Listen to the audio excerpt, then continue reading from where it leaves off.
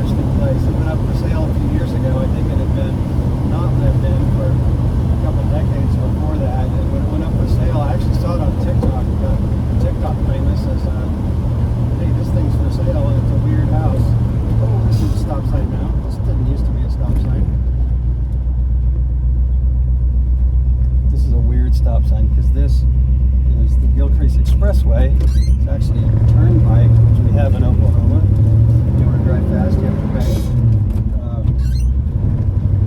Either by getting a ticket on a road like this, or by getting on a road that you have to pay to get on. Anyway, the house was, I looked at the listing, I saw the TikTok about it and stuff, and it had mold issues, and the elevator in it was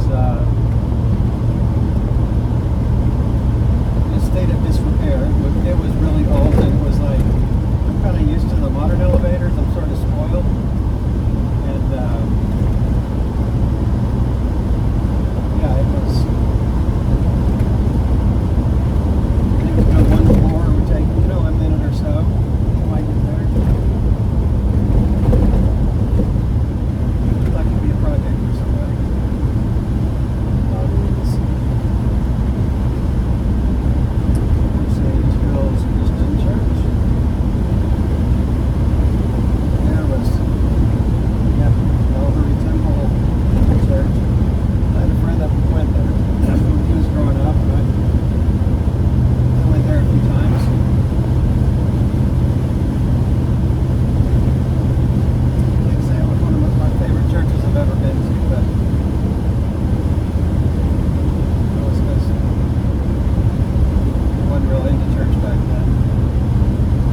Edison, this also gives you, I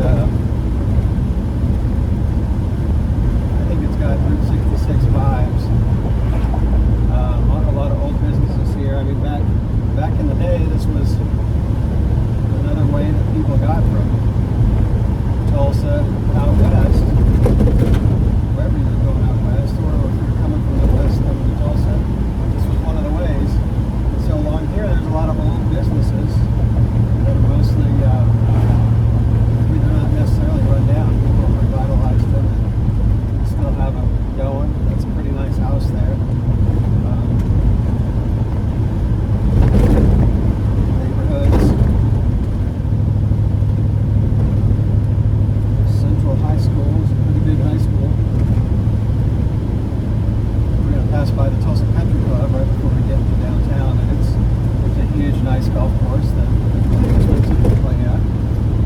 They've got a pool and all sorts of other country clubbish things. So they've got some real nice things, and then here's that old hamburger joint that looks like it might still be open. But we'll just call it retro. Sure. But it's almost like time traveling, because you see something like, here's a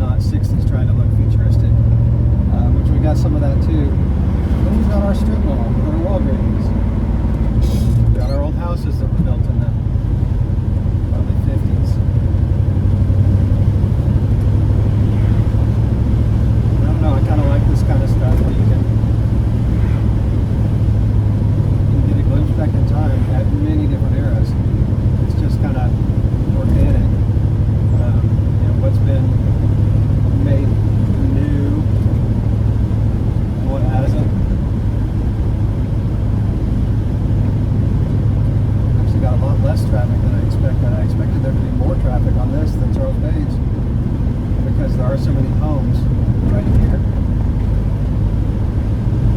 There's the country club on the left now.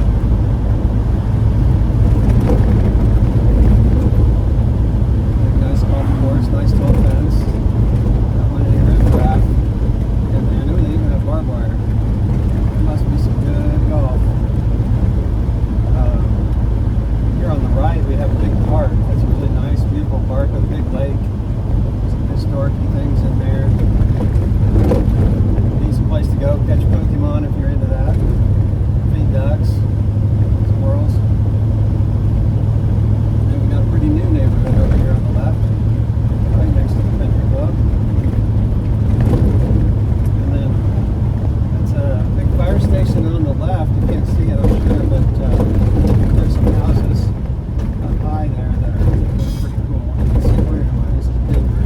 So they're old houses that even go back to, if you're familiar with the history of Tulsa and you know anything about the Tulsa Race Massacre, some of the people that were the powerful Tulsans in charge lived up in that neighborhood back there. And it's kind of up on a hill, and you can see over a lot of Tulsa. And I'm sure they could sit up there on the front porch and look down at where all the historically used to call it the riots, and it wasn't really. I mean, if it was a riot, it was let's say one-sided, and it wasn't the black folk that were rioting. So anyway, a dark time in Tulsa history, but I love that we're pretty open about it. We've got a lot of details about that history available in museums and online and stuff. Okay, let's stop here. Oh, okay. Never skip leg day. So over here on the right, which you can't, it's right there, kind of behind us now, Salvation Army Day Center, and then we got, it's called the Tulsa Transition Center over on the right. This is where the unhoused people come and can get resources for the day and stuff. On down the street behind us is John 316, so that's kind of what's in this area. So coming into downtown now. These bridges, they say 1956 railroad bridges.